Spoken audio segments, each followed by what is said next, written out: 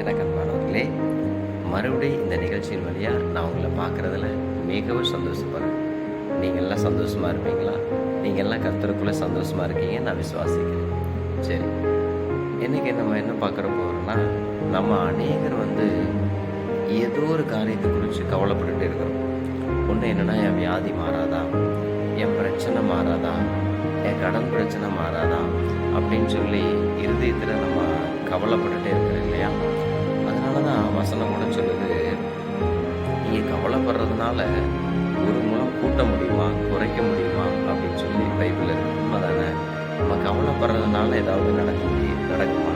நடக்கவே நடக்காது. அதனால தான் ஆண்டவர் என்ன சொல்கிறாருன்னா, மறுபடியும் வசனம் என்ன சொல்லுதுன்னா, ஸ்தோத்திரத்தோடு உங்களுடைய எல்லா பாரம் கவலைகளை ஆண்டவருக்கு தெரியப்படுத்துங்க. அவ்வளோதானே? நம்ம